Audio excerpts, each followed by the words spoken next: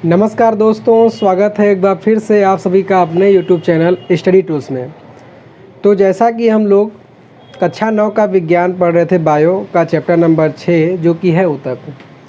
तो ये हमारा आज का दूसरा लेक्चर है चैप्टर नंबर 6 में, जिसमें कि हम बात करने जा रहे हैं किस टॉपिक पे कि क्या पौधे और जंतु एक ही तरह के ऊतकों से बने होते हैं। मतलब कि ये आपका दूसरा टॉपिक है। इसमें ये बताया जा रहा है कि पौधे और जो जंतु होते हैं, क्या इन दोनों का जो टिश्यू होता है वो क्या दोनों जो एक ही होते हैं कि इसमें क्या अंतर होता है। तो इसी के बारे में आपके एनसीईआरटी वाले बुक में बताया गया है। तो इसमें देखिए हम अंतर कैसे बताएंगे। वैसे फिजिकली तो देख के हम बता सकते हैं कि हाँ भाई पेड़ ऐसा होता है और आदमी मनुष्य में सब कोई आ जाता है, जंतु में जानवर भी आ गया, इंसान भी आ गया। इसके अलावा जो भी चल सकते हैं वो सब भी आपके जंतु जगत में आ जाते हैं। ठीक है, तो इसमें हम अंतर कैसे बताएंगे, सबसे बड़ी टॉपिक तो ये है। तो देखिए होता क्या है कि पौधे और जंतुओं में अंतर को हम 3 क्राइटेरिया पर जो है बता सकते हैं मुख्यतः आपके सिलेबस के अनुसार। पहला कि उनकी गति के आधार पर बता सकते हैं कि पौधे और जंतु में कैसे हम गति के आधार पर भिन्नता करके उनके ऊतकों को हम अलग अलग दिखा सकते हैं।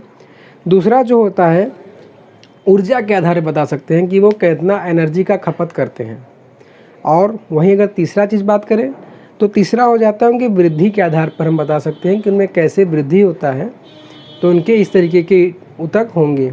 मैंने इन 3 ही चीज़ों को क्यों लिया, क्योंकि इन तीनों चीज़ों में शारीरिक क्रियाएँ होती हैं और शारीरिक क्रियाएँ होंगी तो उसमें हमारे टिश्यूज़, जैसे हमारा अगर शारीरिक क्रिया हमारा पैर अगर भाग लेता है, हाथ भाग लेता है, तो इस हाथ के निर्माण की सबसे छोटी इकाई जो है वो कोशिका है और कोशिका से मिलकर ही तो ऊतक बने हैं और ऊतक से मिलकर ही तंत्र बना है, जैसा कि हमने पहले लेक्चर में बात किया हुआ था। तो इसीलिए मैंने मेनली इन्हीं 3 चीज़ों को उठाया है, जैसे कि हम इन दोनों में अंतर बता सकें और इसको हम एक एक पॉइंट को अच्छे से समझेंगे। ठीक है, तो आइए देखते हैं पहले गति के आधार पर हम कैसे अंतर डिफाइन करेंगे। तो हम देखते हैं गति के आधार पर। गति के आधार पर तो अगर हम गति के आधार पर अगर हम बात करें तो जैसे मान लीजिए हम ये हमने एक तरफ लिख लिया पेड़ और एक तरफ लिख लिया जंतु। तो पेड़ का अगर गति की बात करें तो क्या पेड़ चलते हैं? आप भी कहेंगे सर आप ये कैसी बात कर रहे हो, हम तो बचपन से लेके आज तक देखे हैं कि पेड़ तो खड़ा रहता है। तो इससे क्या बात सामने आती है कि पेड़ जो होता है हमारा ये स्थिर होता है।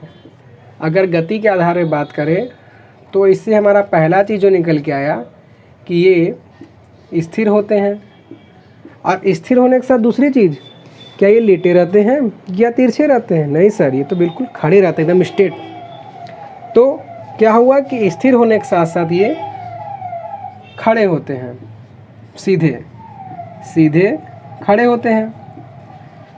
अब वही अगर हम जंतु की बात करें तो क्या जंतु का जो बॉडी स्ट्रक्चर है, शारीरिक संरचना है, क्या इन दोनों के समान है कि भाई जंतु मतलब मान लीजिए जंतु, जैसे हम लोग भी जंतु में आ गए, मानव भी एक जंतु है। ठीक है, तो क्या जंतु स्थिर होते हैं? नहीं, चल रहे हैं सर, आप यहीं चल रहे हैं, हम भी चल रहे हैं। हम नहीं चल रहे हैं तो हमारे शरीर का कोई ना कोई पार्ट तो चल रहा है, जैसे आँख चल रहा है, मुँह चल रहा है, सांस क्रिया चल रही है, श्वसन, तो ये गति करते हैं। ठीक है, ये चलते हैं, एक तरीके से लिख सकते हैं कि इसको हम लिख सकते हैं क्या कि ये गति करते हैं। अब गति करने में कौन कौन सा क्रिया, जैसा कि मैंने आपको बताया, इसके अलावा आप लिख सकते हैं भोजन करने के लिए, आश्रय के लिए, श्वसन करने के लिए, इस तरीके से। और ये खड़े तो रहते हैं लेकिन हमेशा कंडीशन में खड़े नहीं रहते हैं, रात को समय सोते हैं, थक जाते हैं तो आराम करते हैं, बैठते हैं। तो इनके शरीर की संरचना 24 घंटे में हर समय बदलती रहती है। तो देखिए ये तो पहला जो मैंने पॉइंट बताया गति के आधार पर, तो इससे हमें 2 चीज़ तो मिला। अब देखिए इनमें ये लिखने से भी उत्तक नहीं पता चला हमको कि सर ये तो आपने बता दिया तो भौतिक हो गया, गति कर रहे हैं नहीं कर रहे हैं, हमें टिश्यू कैसे बताइए। देखिए टिश्यू देखते हैं। अब जैसे ये सीधे खड़े रहते हैं ना, तो इनको सीधे खड़े रहने के लिए इनमें जो टिश्यूज़ पाई जाती हैं ये इनको सीधे खड़े होने में सहायता प्रदान करते हैं। जैसे हमको चलना है ना, मैंने हाथ हिलाना या चलना है पैर से, तो हमारे हाथ को हिलाने के लिए टिश्यू इस प्रकार के अंग तंत्र का निर्माण करेंगी जिससे कि ये चले हिले। जब कहीं चोट लग जाता है तो टिश्यू डैमेज हो जाती है, तो हाथ हिलता है नहीं हिलता। तो उसी तरीके से इनको सीधे खड़े रहने के लिए जो ऊतक प्रयोग में आ जाते हैं उनको, क्योंकि मूवमेंट नहीं करते हैं, हिलते नहीं, ठीक है, जो कि विज्ञान के आधार पर है, तो इसलिए इनको हम मृत ऊतक कहते हैं। ठीक है, पहला डिफिनीशन के आधार पे, अंतर के आधार पे, इनमें जो ऊतक पाए जाते हैं ये मृत ऊतक होते हैं, जिनका कार्य क्या होता है, सहारा देना। ये सहारा देते हैं पेड़ों को सीधे खड़े होने में। दूसरी चीज़ अगर हम बात करें कि सर इसको मृत क्यों बोल रहे हैं, मृत इसलिए बोल रहे हैं क्योंकि इसमें पेशियां नहीं पाई जाती। हमारे हाथ में क्या है कि हमारा हाथ देखने में तो पूरा एक ऐसा तंत्र दिख रहा है, लेकिन इसके अंदर कितने स्ट्रक्चर हैं, नसें हैं, मांस हैं, हड्डियां हैं, तो इन सभी से एक पेशी तंत्र का निर्माण हुआ ना। तो इसमें क्योंकि क्या होता है, इसमें पेशियां पाई जाती हैं जंतु में, जबकि पौधों में इस तरीके का कोई संरचना नहीं पाया जाता। तो इसमें पेशियां पाई जाती हैं, इसलिए इनके अंदर का स्ट्रक्चर हिलता रहता है, मतलब गतिशील रहता है। तो इसमें जो ऊतक पाए जाते हैं ये पाए जाते हैं जीवित ऊतक। तो इस तरीके से आप पहले अंतर के आधार पर समझ गए होंगे कि इसमें कौन से ऊतक पाए जाते हैं। इसमें मृत ऊतक पाए जाते हैं जो कि सहारा देने के कार्य में आते हैं, और जंतु की बात करें तो इसमें जीवित ऊतक पाए जाते हैं जो कि इसको गति प्रदान करने में सहायता करते हैं। अब दूसरा बात आता है, जैसे कि मैंने आपको शुरू में बताया कि हम 3 चीज़ों पे चर्चा करेंगे। तो हमने पहला चर्चा कर लिया कि इस पर गति के आधार पे। अब दूसरी बात आती है ऊर्जा के आधार पर। अब देखिए इसको समझते हैं अपने दैनिक जीवन के उदाहरण पे। मान लीजिए आप सुबह उठें, फर्स्ट क्लास नहा धो के मस्ती से तैयार है 9-10 बजे तक, ठीक है, आपने नाश्ता वगैरह कर लिया। नाश्ता मान लीजिए भाई आपने 4 रोटी खाया और जो भी सब्जी, उससे हमें मतलब नहीं है, मतलब आपने पेट भर खाना खा लिया। अब आपके पास 2 चीज़ है करने को। पहला चीज़, मान लीजिए आपको कोई काम नहीं है, बस आराम से बैठ के आप टेलीविज़न देख रहे हैं, टीवी देख रहे हैं, मोबाइल चला रहे हैं। दूसरा, अगर भाई आप किसान भाई हो, मेहनती हो, तो आप खाना खाएं फिर आप चल दिए काम पे, चल दिए किसानी कर रहे हो। मान लीजिए नहीं भी हो, ऊपर नीचे आप सामान वगैरह कर रहे हो, ले जा रहे हो, ले आ रहे हो, तो इन दोनों कंडीशन में आपको जल्दी भूख कब लगेगा? जाहिर सी बात है कि सर हम जब काम करेंगे तो हमको जल्दी भूख लगेगा, हमारे खाने का ऊर्जा जो रहेगा जल्दी संचित होगा तो हमको जल्दी भूख लगेगा। और वहीं जो दूसरा भाई बैठा रहेगा वो आराम से भाई खा लिया तो उसको जल्दी भूख नहीं लगेगा, मस्ती से रहेगा ना। तो होता क्या है, अब इससे आप समझ गए होंगे कि पौधे क्या होते हैं, ये स्थिर खड़े रहते हैं, इनको उतना ज़्यादा जो है हिलना जुलना नहीं है। तो इसमें क्या होता है कि इसमें जीवित रहने के लिए कम ऊर्जा खपत होती है, इसमें कम ऊर्जा खपत, इसमें जीवित रहने के लिए कम ऊर्जा खपत होती है। अब जबकि जंतु की बात करें, क्योंकि एक गतिशील प्राणी है, पहले ही से पता चल रहा है, तो इसमें क्या होता है, अधिक ऊर्जा खपत होता है। तो ये बात हो गया ऊर्जा के आधार पर। तो हमने देखा कि दोनों चीज़ों से हम समझ सकते हैं कि हाँ, कि इसमें अधिक ऊर्जा खपत वाले टिश्यू प्रयोग होते हैं और इसमें कम ऊर्जा वाले, क्योंकि हमने पहले ही आधार पे देख लिया था कि इनका बॉडी स्ट्रक्चर तो बिल्कुल अलग अलग है। अब बात करते हैं तीसरे आधार पर, वृद्धि के आधार पर।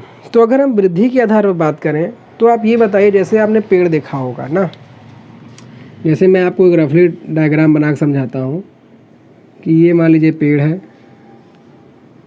ठीक है, पेड़ के नीचे जड़ें हैं। तो आपने जड़ों में देखा होगा कि ऐसे मान लीजिए जड़ है तो इससे एक और जड़ ऐसे निकलेगा, फिर यहाँ इससे निकलेगा, फिर ऐसे निकलेगा, ये ऐसे निकलेगा, और इसी तरीके से ये बढ़ते जाते हैं। वही बात ऊपर अगर हम टहनियों में देखें तो इसकी एक टहनी से दूसरी टहनी, दूसरी से तीसरी टहनी, ऐसे करते करते सभी में फल वगैरह उगते रहते हैं। लेकिन अगर हम जंतु की बात करें तो क्या ऐसा है कि हमारा ये एक हाथ यहाँ निकला है, फिर इससे बगल में एक हाथ और निकल जाए, फिर उसके यहाँ ज्वाइंट से एक और हाथ निकल जाए, ऐसा होता है क्या? नहीं, ऐसा नहीं होता। तो इसमें देखिए टिश्यू में इसका तीसरा अंतर क्या पता चला कि जो पौधे होते हैं इनके जो ऊतक होते हैं ये विभाजित होते हैं, और कब तक होते हैं? जीवन भर विभाजित होते रहते हैं, ठीक है। तो क्या हुआ कि इनके जो ऊतक होते हैं ये विभाजित होते हैं, जीवन भर विभाजित होते हैं, ये जीवन भर विभाजित होते हैं टिश्यू। और जबकि मानव में ऐसा तो है नहीं भाई कि जो बॉडी स्ट्रक्चर है बिल्कुल वैसे ही रहेगा। उल्टा अगर मान लीजिए आपकी उंगली अगर कट गई तो दोबारा निकलनी भी नहीं है, लेकिन इनका अगर एक बार टहनी टूट भी गया तो दोबारा भी निकल जाए, क्योंकि इसमें विभाजित है और ये नहीं है। तो ये हो गया अगला अंतर, ये विभाजित नहीं है। ठीक है दोस्तों, अब विभाजित नहीं है तो वृद्धि में आप देखिए अंतर क्या हुआ। वृद्धि में अंतर ये हुआ कि इनकी जो वृद्धियाँ होती हैं पौधों की ये सीमित होती हैं। अब सीमित कैसे होती हैं इसके बारे में हम डिटेल से जब इनके एक एक ऊतक के बारे में पढ़ेंगे तब। अभी शॉर्ट में आप ये समझ लीजिए कि इनमें जो वृद्धि होती है वो या तो जड़ों में होती है ज़मीन के अंदर, या तो तना में होती है ज़मीन के ऊपर। उसके अलावा अधिकांश जो ये पार्ट रहता है इसमें वृद्धि जीवन भर नहीं होती है। ठीक है, लेकिन इन दोनों जगह बाकी जगह वृद्धि लगातार होती है। तो इस तरीके से इसमें क्या हो गया कि इसमें जो वृद्धि होती है ये सीमित होती है। वृद्धि सीमित जगहों पे होती है, सीमित। और कहाँ कहाँ? जड़ में और तना में। अब वही अगर हम बात करें ह्यूमन की, अगर बात करें तो क्या जंतु में वृद्धि भी एक सीमित होती है? वो वाली सीमित नहीं कि सब 50 साल के बाद आदमी मर गया। वृद्धि सीमित की मतलब इसमें नहीं है, इसमें वृद्धि लगातार होती है। मतलब जब बेबी पैदा होता है तो छोटा रहता है, फिर धीरे धीरे जब वो बड़ा होता है तो ये तो है नहीं कि उसका एक हाथ इतना लंबा हो गया बाकी दूसरा जैसा पैदा हुआ था उतना ही रहेगा, वो भी बढ़ेगा।